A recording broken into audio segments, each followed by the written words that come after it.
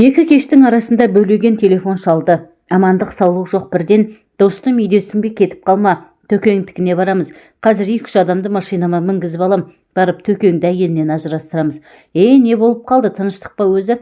Сұрама, өткенде айтып едім ғой. Сол рас шықты деп бөлеген ұялы телефонды өшіре салды. Біз кешкі асты енді ішіп болып еді. Қарсы алдымда отырған Марияш кім ол, не дейді? Не боп қапты деп сұрақтың астын алды. Звондап жатқан бөлеген екенін, өзімнің де онша түсінбегенімді, қазір оның ағасы Төлегеннің үйіне баратынымызды айтып, әзер құтылдым. Ал егер Төлегенді әйелінен ажыратуға бара жатқанымды айтар болсам, онда анық тергеудің астында қалар едім. Темекімді езуіме қыстырып, балконға шықтым. Көз алдымда Төлеген мен әйелі Айымгүл келе қалды. Төлеген жасы 40-тан асқан, қырма сақал, жігіт ағасы. Бойы ортадан жоғары, қой көзді, қалың қасты, сидиған арық, мұрны қоңқиған ауыл қазағы. Өзі бір күлсе рахаттана күлетін, титтейде арамдығы жоқ аңқылдаған кісі. Міне, сол аңқылдаған мінезі үшін қалтарысы көп мына заманда таяқты жеп ақ келеді.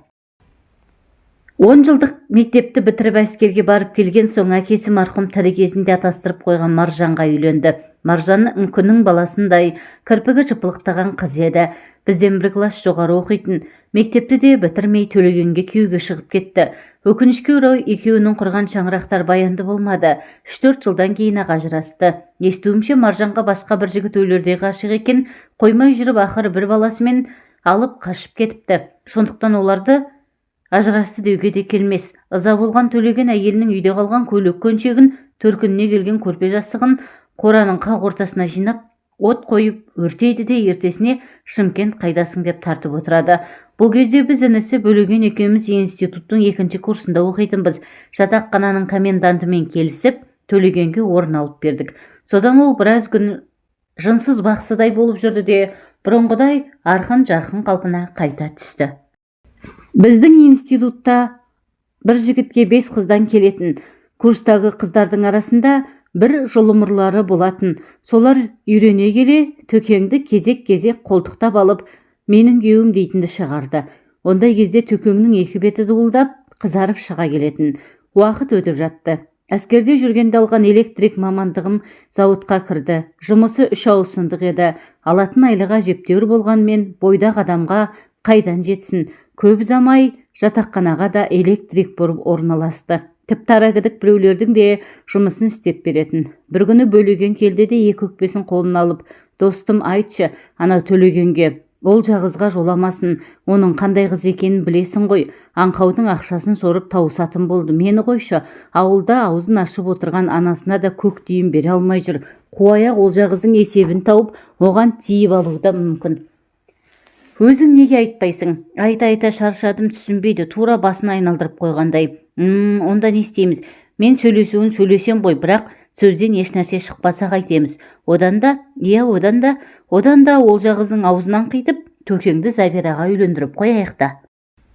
Ол Төлегенге тиер ме екен? Әрине тиеді, жасы да өтіп барады. Бізден 2-3 жас үлкен. Қысқы сессиядан кейін стипендия ала алмаған соң қатты қиналып жүр. Ауылынан ақша жіберетін ешкімі жоқ, әкесі ауру, шешесінің тапқаны балаларынан артылмайды. Өткенде маған сырын айтып, осы оқуды қоя тұрсам бекен, қатты қиналып кеттім деген. Егер көнсе тамаша болар еді. Сол күні-ақ Забирамен оңаша отырып сөйлестім. Осылай да осылай. Сен біздің ағамыз Төкеңе күйеуге шық. 1-2 жылда зауыттан пәтер алады. Әзірше осында тұра беріңдер дедім. Забира көнбей қойды. Ол жағызбен жүреді дейді ол. Бар болғаны осы. Төкең ол жағызбен жүрмейді. Ол жағыз онымен жүреді. Қалай түсінбейсің? Түсінбейтін не бар, ұнататын шығар. Ал егер ұнатпаса жігіт емес пе? Қыздың жетегінде кете бере ме? Айтып отырғанның бәрі рас. Оның бер жағында менікі де қып-қызыл зорлық. Әр адамның өзіне лайық мінезі, сезімі, арман тілегі бар ғой. Сол Забира кейін оқуды бітіріп, өз ауылында мұғалім боп істеп, біраз жүріп қалады да, ақыры қатыны өлген 5 балалы тракторшыға күйеуге шығады. Ал біз Бөлеген екеуміз қоймай жүріп ақыры Төкеңді ол жағыздан ажыратып алдық. Арада 5-6 ай өткенде Төкең келіп тұр, мен үйленетін болдым. Кімге?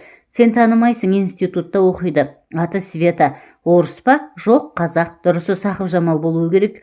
Болуы керегіне ойбаяу, атын да анық білмейсің. Ал фамилиясы кім? Кімнің қызы? Не жұмыс істейді? Төкең бірін білсе, бірін білмейді. Егер білмесеңіз, анығын мен айтайын. Ол келіншектің шын аты Сейпі Жамал. Сақып Жамал оның әпкесінің аты. Жұртпен танысқанда өзін кейде Света, кейде София, кейде Сәпия, кейде әйтеуір солай айта береді. Өзі Қызылорда жақтың қызы. Кооператив техникумда 4-ші курста оқиды. Кешке ресторанда даяшы болып істейді. Сенің де білмейтінің жоқ. Бірақ ол менімен жүреді. Қазір 2 қабат. Енді мен іші білініп қалғанша үйленуім керек. Әйтпесе жұртқа масқара боламыз деп Төкең шарасыздық танытты. Тіліме көнсеңіз үйленбей тұра тұрыңыз. Ақыры той жасап жұртқа жарияламай, өз білгендеріңізді істеп жүр екенсіздер ғой, солай тұра беріңіздер. Мен сізге айтайын, қазіргі тұрған пәтері жалдап алған баспанасы емес, бір дәудің берген сыйы. Іштегі баласы да соныкі болса керек. Төкең біздің бөлмеден басы салбырап шықты. Болған әңгімені Бөлегенге айтып бердім. Ойбай деп. Інісі өзін қойырға жер таппады. Мен сорлы ағам қашан көрсең, өңшең бір сұмырайға жолығады да жүреді. Енді қайттым. Қайтетін ешнәрсе жоқ. 3-4 күннен соң Төкеңнің екезуі 2 құлағында, қуанышы қойнына симай жетіп келді. Мынау үйленіп қойған ба деген арам ой сап ете түсті. Келі мені құшақтай алды. Рахмет саған бауырым. Мені бір анық пәледен құтқарып қалдың. Сенің айтқаның бәрі рас боп шықты. Менің үйленгенім дегенім сол-ақ екен. Света жайылып салды. Үйленген соң апаңды осында алып келеміз. Ауылдағы үйді, мал палын сатып, мына пәтер менікі, мұны да сатып үлкен үй аламыз дейді. Ең қызығы, медкарточкасынан оқып қалдым. Ішіндегі баласы 5 айлық екен. Ал біздің танысқанымызға 3 айда болған жоқ. Сонымен Төкеңді тағы да жыратып алдық. Қазақ айтады, момынға күн жоқ деп. Ал біздің Төкең момын ғана емес, аңқауда. Кім не айтса соған сенеді. Өзі өтірік айтпайды, ешкімнің ақысын жемейді. Тіпті өзінде болса барын бере салады. Нағыз тесік қалтаның дәл өзі. Төкеңді біресе ол жағыздан, біресе Светадан ажыратып жүріп, біз институтты бітірмей жатып, Бөлеген Айғанымға мен Марияшқа үйленіп алдық. Әрқайсымыз 2 балалы болып, сол кездегі тәртіппен әскерге де бармадық. Ал Төкең сол бойынша сүрбойдақтың қамытын киіп, сопайып жүріп қалды. Зауыттан бір бөлмелі пәтер бұйырып, анасының қолына алды. Бөлеген жолдамамен Созаққа кеткен. Мен инженер келіншегіммен қалада қалдым. Күнделікті тәш-пішпен Төкеңді іздей қоймадық. Тағы 1-2 жыл өткенде үйленді-ау Сүрбойдағы ағамыз. Алған әйелі Айымкүл, ақсары келген, ашық жарқын адам екен. Бұрынғы күйеуі суға кетіп, қайтыс болыпты. Әспетте Төкеңнің реңі кіріп қалыпты. Үсті басы мұнтаздай, көйлегі түктеулі, тамағы пісірулі, еркек бейшараға көп нәрсе керек емес қой. Біз отбасымызбен сиректе болса араласып тұрдық. Тек соңғы кезде үйлерінде солақпандай бойдағы жігіт пайда болды. Бір жолы солардікіне барып келген соң, Марияш жағымсыз әңгіменің шетін шығарды. Айымкүлден бір нәрсе сұрамақшы болып, кухняға кірсем, әлгі жігітпен екеуі қол ұстасып алған, бір-біріне үздіге қарап тұр. Содан қорқып кетіп коридордағы ваннаға кірдім де, суда ағызып бетімді жуа бердім. Сен де бір қызық екенсің, қай-қайдағын айтып.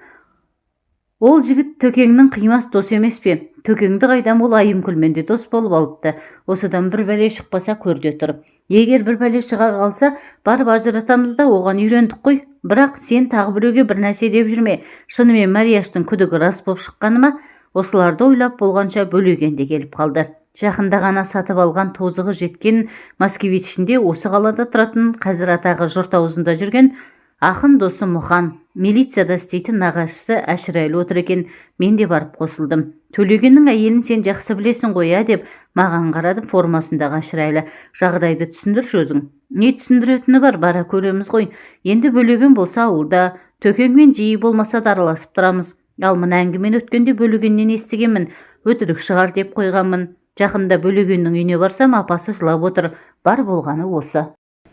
Бір бөлмелі үйінде Төлегеннің досым деп жүретін жігітінің бірге тұрғаны рас па? Рас. 2 жылға таяп қалды шамасы. Жақында бөлек шыққан көрінеді. Бөлек шыққаны құрысын, қыларың қылып болған соң деп Бөлеген сөзге араласты. Айымкүлдің туған баласы тура сол бәледен айнымайды. Барған соң көресіздер ғой. Енді Айымкүл не дейді? Не деуші еді? Мойындайды дейсіз бе? Ант су ішіп адалмын деп жылайды. Әне-міне дегенше Төлегеннің үйіне келдік. Әйелі де өзі де үйінде екен. Төкең аңқылдап, құшақтап, амандасып, бәрімізді төрге сүйреп әлек. Ал Айымкүл болса іші бір жағымсыз нәрсені сезгендей сазарып, бозарып шыға келді. Милиционер емес пе баяғы? Әшекең Шай ішіңіздер дегенде қаратпай Төлеген мен Айымгүлді алдына отырғызып қойып, сұрақтың астын алды. Ай Төлеген, әлгі жолдасым дегеніңнің аты кім еді? Ол саған қандай жолдас, үйінде қанша уақыт жүрді? Қазір қайда? Онымен баяғыда әскерде бірге служит еткенбіз. Аты Бағдат, өзі Түркістанның жігіті, әйелінен ажырап, жұмысы сандалып жүр екен. Зауытқа орналастырып пәтер тапқанша үйде жүре тұр деген едім. Сол 2 жылдай жүріп қалды ғой, жақында ғана пәтерге шықты. Сенмен бірісімен де істей ме? Жоқ, басқасымен де. Барлық жағдайын жасап беріпсіз ғой, 2 жақты жұмыс істесін деп. Ақын жігітіміз түсініп қарқылдап күліп жіберді. Біз де күлдік. Төкен бейшара басын төмен салып мүсәпір халге түсті. Ал келін шырағым, деді Әшекең Айымгүлге қарап. Біздің неге келгенімізді шын сезіп отырған болар, шыныңды айт, әлгі Бағдатпен араларыңда бір нәрсе болды ма? Жоқ деп ыршып түсті Айымгүл. Бәрі өтірік, әшейін енемнің айтып жүргені. Әйтпесе не көрініпті? Қасымда байым, басымда баспанам бар. Қалай сенесіздер сондай сөзге? Айымгүл қыстығып жылап жіберді. Мен біртүрлі болып аяп кеттім. Онда шақырыңдар ол жігітті, сөйлесейік. Бөлеген қасына Мұханды ертіп машинасымен тез барып Бағдатты алып келді. Ұзын бойлы қарасыр жігіт отырғандардан қол беріп амандасып, басын төмен салып бір шетке отырды. Әшекең енді оны сұрақтың астын алды. Ал жігітім, біз сенің үстіңнен түскен арызды тексеруге келдік. Сенің мына Айымгүлмен қандай байланысың бар? Ешқандай, тек жүретін жерім болмай біраз осында тұрдым. Төкеңнің өзі қалағаныңша жүре бер деген. Сен өзі қандай адамсың? Жүре бер десе жүре бересің бе? Айналдырған жалғыз бір бөлмелі үй. Мұның қай жағына жатасың? Келген кеткеннен де ұялмайсың ба? Сен еркек емес, еш шығарсың. Қазір ана бесіктегі баланы көреміз. Одан кейін не дер екенсің? Ал Айымгүл келін, сен де мойындамай отырсың. Енді бәрібір жақсы болмайды. Шешесі мен інісі сырт айналған соң сенен ажырасады. Одан да мына жігітпен байланысқан болсаң, мойында да осының етегінен ұста, деді Әшекең ашу шақырып зілдене сөйлеп. Мыналардың жүріс-тұрысынан, бұған айтқан сөздерінен бәленің бәрін біліп қойды ғой деймін. Әкеліңдер баланы. Айымгүл сүйретіліп бесікке барды да көтеріп беріп сылқ етіп отыра кетті. Содан дауыс салып жылап жіберді. Бәрі рас, Төкеңнің көзіне шөп салдым. Кешіріңіздер мені. Төлеген, кешір алсаң кешір мені. Мен бұл әңгіме дәл осындай тез бітеді деп ойламаппын. 2 жақта мойындамай құр бекерге біз жаманатты боламыз ғой деп едім. Бірақ қылмыс істеген адам қылмысын мойнына тастамай үнемі көтеріп жүреді деген сөз рас болса керек. Жаратылысы нәзік Айымгүл шыдай алмай-ақ кетті. Бұл жерде әрине бір сүйіспеншілік болмаса керек. Ұзақ түндерде келіншекпен оңаша қалған арам жігіт дегеніне жеткен. Бәріміз біраз уақытын түнсіз қалдық. Айымгүл отырған жерінде отырып қалды да, Төлеген не істерін білмей, 2 қолын жұдырықтап алып бір-бірімен соққылап тісін шықырлатты. Жүгіріп барып Бағдатты болмаса Айымгүлді сабайтын шығар деп ойлап едім. Еш нәрсе істемеді. Құрашейін өзінен өзі кіжініп қала берді. Үнсіздікті тағы да Әшекең бұзды. Ал енді Айымгүл, шырағым, сен жинал, киім-кешегіңді алып бесігіңді көтеріп, мына тапқан жігітіңнің соңынан ер. Әшекең айтты, бітті. Айымгүл шифонерді ашып киім-кешегін, баланың жаялығын буып-түйіп салбырап бесікке жақындады. Бағдат барып бесікті көтерді. Мынаның үйінде көрпесі де жоқ шығар, бір көрпе жастық бер, деп Бөлеген Төкеңе қарады. Осы сөзді күтіп тұрғандай ол жүгіріп барып, 2 көрпе мен 2 жастықты көтеріп алып шықты. Содан бері қаншама жыл өтті. Алғашқыда енді үйленбеймін деп жүрген Төкеңді қоймай жүріп, Айғанымның отырып қалған жақын сіңлісіне үйлендірдік. Енді ағайынды екеуі бір-бірімен бажа болды. Қазір 3 бала, 1 қызы бар. Оның үстіне баяғы Маржаннан туған баласын да алып келген. Төкең оны үйлендіріп басына баспана соғып берді. Келіні өте пысық боп шықты. Төкеңе тартқан 2 баласын сүйрелеп, апта сайын үлкен үйге келіп тұрады. Ал Маржан үлкен баласын сыйыстырмаған күйеуінен ажырап кеткен.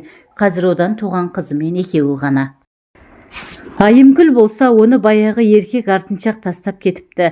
Аяғын аңдамай шалыс басқан келіншек еркектің тепкісінен кейін азып тозып бұл өмірден баз кешіп кетпекші де болған, бірақ кете алмады. Балпанақтай болып өсіп қалған баласын да қимады. Ол ақыры біреулерге айтып жүріп, баланы баяғы суға кеткен күйеуінің атына жаздырып алды. Қазір соның тілеуін тілеп отыр. Бұл әңгіме толығымен болған оқиға ізімен жазылды. Әрине, кейіпкерлердің аты жөнін түгелдей өзгертілді.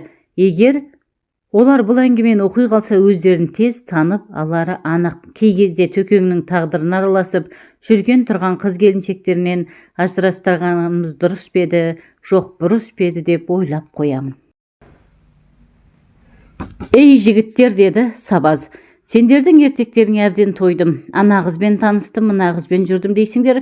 Осы бұл жылдардың десіп келе жатқаныма биыл тура 5 жыл толады. Тындырған түктерің жоқ. Тек мына Оралбай ғана нағыз жігіт 2 рет үйленіп үлгерді. Қане келісіп алайық. Қазір мен мына бөтелкені айналдырамын. Аузы кімге қараса сол шынын айтатын болсын. Біз 5 жігіт едік. Соңғы курстың студенттеріміз. Жылдағыдай мақта терімінде жүріп жатырмыз. Кешелі бері жауған жауын жан рахаты болды. Көрпенің астына кіріп алып ұйықтадық ай келіп. Енді міне оңашаланып алып совхоздың қызыл виносын ермек қылып жатырмыз.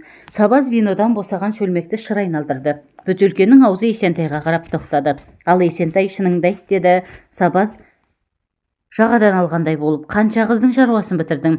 Ешкімнің де деп шыр ете қалды Есентай. Мен қыздардың қолын алып амандасқаным болмаса, одан әріге барған емеспін. Жаның шықсын деді Боранбай. Өткенде айтып едің ғой, Гүлжанмен болдым деп. Кешір деді Есентай жалбарына қарап. Әшейін аузымнан шығып кетіпті. Ай сілімтік-ай, өзім де солай ойлап едім. Осыдан ондай еркекті қайдан шықсын деп. Мен Есентайды жақсы білемін. Бір қарағанда қабілетті жігіт, сабақты жақсы оқиды, аздап домбыра тартып әнде салады. Спортсмен, институт футбол командасының қақпақшысы, әттең, ерік күші жоқ. Кім не айтса соны орындауға мәстір. Есентайдың Гүлжанмен жүргенін де рас. Онда да қыздың икемдеуімен. Кім білсін, пысық Гүлжан институтты бітірген соң сопайу ауылға қайтпай-ақ қояйын. Осы бір сыдырғы Есентайға тиіп алайын деді ме. Курстас құрбысының үйлену тойынан шығып, шүрегендей қылып жатын бөлмесіне алып келсе де, таң атқанға дейін түк бітірмепті ғой Есентай. Есентай, сен түсінікті болдың деп Сабаз бөтелкені алып қайта айналдырды. Кезек Оралбайға келді. Менің сырымды бәрін білесің ғой. Несін айтамын деп қашқақтады ол. Бірінші қатыныңды қалай алдың? Кейіннен неге қоя бердің, соныңды айт деп мәселені төтесінен қойды Сабаз. Айтсам, менің әке-шешем кәрі кісілер ғой. Бұрынғы туған балалары бірінен кейін бір шетінеп, жалғыз өзімді әзер ұстап қалыпты. Жасым 18-ге толар-толмаста қойырда қоймай үйленуге көндірді. Сол бірінші курсты бітірген жылы жазда әперем деген қызын алмай өзім ұнататын Ақсұлуды алып қаштым ғой. Шындығында мен өзім емес, ауылда қалған ұрдажық құрдастарым көрші ауылдан алып қашып келді. Бірақ сүйдім деген Ақсұлуым көнбей қойсын. Ауылдың барлық қатындары жабылып, басына орамал сала алмады. Ақыры болмаған соң жеңгем, еркек болсаң әрекетіңді қыл деп құлағыма сыбырлап мені қыз отырған бөлмеге кіргізіп жіберді. Ақсұлу жаным деп қасына жақындап барып едім, қатты бір нәрсемен бетіме салып кеп жібергені көзімнің оты жарқ етті. Мұрнымда зақымданған болу керек, жылымшыған саулап қоя берді. Теріс айналып тұра жүгірдім. Сонымен не болды? Не болушы еді? Мұрнынан қан аққанды әзер тоқтаттым. Ақсұлуды үйіне апартқызып тастадым да сол түні әкем айтқан қызды алып келдім. Бірақ бірге тұра алмадық. Сендерге өтірік, мағансын тура тіреуліктерсің. Тұр десең тұрады, жат десең жатады. Не қылығы жоқ, не сөзі жоқ, мыңқ етпейді. Айналып келіп үндемей тірлігін істей береді. Тіпті ажырасқанда да ләм-мим демеді. Мына Сабаздың 2 қыз алды дегені осы. Жігіттер, сен қыз алмағансың, қуыршақ алғансың деп әбден күліп алды. Бір-бірден қырлы стаканды толтырып алып, тартып жібердік. Тағы бір шөлмек босады. Сабаз бөтелкені шыр айналдырып еді, енді аузы өзіне қарап қалды. Мен соңынан айтайын деп Сабаз бөтелкені маған ыңғайламақшы болды. Төрде отырған Боранбай гүр етті. Қазір айтасың, жасызда бізден үлкенірек, кеуделі де келісті келген Боранбай біздің көшбасшымыз секілді. Төменгі курстың студенттерін есіктегі бөлмеге асырып тастап, бүгінгі оңаша отырысты ұйымдастырғанда сол. Біздің тұяғымыз да қимылдаған жоқ. Боранбай айтатындай інішектердің бірі вино, бірі шай әкеліп есікті сыртынан жауып шығып кеткен. Мен айтсам деп біраз ойланып қалды Сабаз. Өздеріңе талай айтқан Теңгегүл мен Баян туралы хикаялардың бәрі рас. Менен бір класс жоғары оқитын Теңгегүл маған махаббаттың қыр-сырын үйретіп, ақыры мектеп бітірген жылы әскерден келген жігітке күйеуге түйіп алды ғой. Ғашықтыққа елтіп қалған мен байғұс өзімді қойырға жер таппадым. Тіпті асылып өлмекші де болдым. Бірақ жан тәтті ме жоқ, сол жігітті өлтіруім керек деп өзіме серт бергендіктен бе әйтеуір әзірге дейін аман жүрмін ғой. Сабаз өзінің сөзіне өзі бір күліп алды. Ал Баян өзі жұдырықтай, өзі әдемі қылықты бәле еді ғой. Турасын айтсам, Баян Теңгегүлдің ағасының қызы еді. Алғашқыда менің хатымды Теңгегүлге тасып жүретін, кейіннен екеуміз жүріп кеттік. Мен осында 1-ші курсты бітірген жылы Алматыға барып оқуға түсті де, бір аспиранттың үйінен бірақ шықты. Ай Сабаз, өзің айтпақшы былшылдай бермей төтесіне көш деп гүжілдеді Боранбай. Төтесіне көшсем, менің бетімді алғаш ашқан сол Теңгегүл болды. Мектепте жүргенде ме деп елең ете қалды Есентай. Жоқ, осыдан 2 жыл бұрын күздің күні еді. Советский көшесімен салып ұрып келе жатсам, менен көзін алмай Теңгегүл алдымнан шыға кесін күйеуге тигелі көрмеппін. Екеуміздің хикаямыз мектепке ғана емес, бүкіл ауылға аян болған еді. Оның бер жағында бізге ағайын болып келетін күйеуі қызғаншақ деп еститінмін. Не керек өкпелеген түр танытып Теңгегүлге бір ретте жолықпағанмын. Иә, жігіт қалың қалай деп жайраңдап амандасты ол. Қыз кезінде етсең деді, әжептәуір ысылыпты. Жағы сопайып, көзі бақырайып, солқылдақ келіншек болыпты. Екеуміз аттам жердегі саябаққа барып, ұзақ әңгімелестік. Сені сағындым деді ол. Қатты сағындым. Мектепте жүргенде біздің махаббатымыз жай әшейін ермек көрінетін. Мен сені әпкең сияқты жақсы көретінмін, бірақ кейін күйеуге шыққан соң қатты өкіндім. Теңгегүл мені сол күні кешке осындағы әпкесінің үйіне шақырды. Барсам 4 адамға лайықтап стол жасап қойыпты. Жездем мен әпкем жұмыстарынан кешігіп жатыр, келіп қалар деп дастархан басына шақырды. Тамақ жедік, бөтелкелерді алып коньяк іштік. Патефонға пластина қойып екеуден екеу биледік. Ақыры ешкімнің де келмейтіні анық болды. Теңгегүл мені төсекке қарай жетеледі. Қарсыласқаным жоқ. Сол күні таң атқанша өң мен түстің арасындағыдай күй кештім. Теңгегүл бірде ыңырсып, бірде қыстыға жылап, құшақтап сүйіп, есімнен тандырды. Мен өзімнің не істеп не қойғанымды білмедім. Таң ата ұйықтап кетіппін. Түс қайтқанда әзер ояндық. Зәр қыстап кеткен екен. Жуынып шайынып дастархан басына қайтар олдық. Сен бала жігіт болып қалыпсың ғой деп сықылықтап күлді Теңгегүл. Менің қыздығым саған бұйырмаған еді, есесіне сен мені ауыздандырдым. Соңғыла Теңгегүл менің әлі ешкімнің етегін көтермегенімді қайдан біліп қойды екен. Орнымнан тұрып барып сүймекші болып едім, жолатпады. Жә жетер енді, осы тойғаныңа риза бол. Сағынып келіп едім, мауқым басылды. Сен менің алғашқы да соңғы махаббатым болып қала бересің. Мен ертең елге қайтамын. Іздеп әуре болма. Жоқ деп айқайлап жібердім. Мен сенен енді айырылмаймын. Мәңгі бақи бірге боламыз. Мен сені сүйемін, Теңгегүл. Имандай шыным. Сенсіз өмір сүре алмаймын. Мен жылап жібердім. Көзімнен жас парлап ақты. Жүгіріп барып Теңгегүлді құшақтап сүймекке тағы әрекеттендім. Тоқтат деп ашулы тіл қатты Теңгегүл. Мен сені жігіт болыпсың деп бекер айтыппын. Әлі бала екенсің, есіңді жи, мен біреудің басыбайлы қатынымын. Кімді алғаш көрсем, сонымен ағарамын. Теңгегүлдің діні қатты екенін бұрыннан білетінмін. Мына тірлігіне түсінбей қалдым. Әйел баласының қитұрқысы көп деуші еді әкем, рас екен. Не керек, басым салбырап жатақханаға қайттым. Сабаздың әңгімесінен кейін бәріміз үнсіз қалыппыз. Есентай құй деп әмір берді Боранбай. Қырлы стакандарды соғыстырып тағы ішіп алдық. Әй Сабаз, одан кейін не болды деп сұрады Оралбай. Ештеңе де болған жоқ, Теңгегүлді қайтып көрген емеспін. Іздеп бармақшы боп талай оқталдым, бірақ бара алмадым. Ал Баян ше? Ол Баянның күйеуі параламын деп сотталып кеткен. Осында оқитын құрбысының жақында сәлем айтып адресін беріпті. Хабарласуға құлқым болмады. Ал болдыңдар ма деп сөзге ыңғайланды Боранбай. Ал мына коммунистен бәрібір ешнәрсе шықпайды деп мені нұсқады. Өліп өшкен Анжеласының некесін қиып той жасағанға дейін бір талшасын жерге түсірмейді. Енді мен тыңдаңдар. Ауылдағы орталау мектепті бітірген соң әрі қарай оқи алмадым. Жақын жерде орта мектепте болмады. Оның үстіне әкем жылқы бағуға жәрдемші де керек болды. Біздің Шаянның жері шүйгін ғой шіркін. Қысы-жазы жылқылар өз аяғымен тамағын тауып жейді. Тек ит құстан аман сақтасаң болғаны. Бірақ жас адам жеке жүргеннен жалығады екен. 2 жылдан соң оқимын деп қиғылық салдым. Ақыры болмаған соң әкем совхоздың орталығында тұратын Жамағайын туысымыздың үйіне апарып тастады. Үйдің егесі 2 жыл бұрын аяқ астынан ауырып қайтыс болып кеткен еді. Артында әлі мектепке бармаған 2 баласы қалған. Әйелі мені жаныма жалау боларсың деп жақсы қабылдады. Расында да ауыл жағдайында еркексіз үйдің күні қараң. Малға қарап, малағын шығару керек, отын жарып, жоңышқа ұру керек.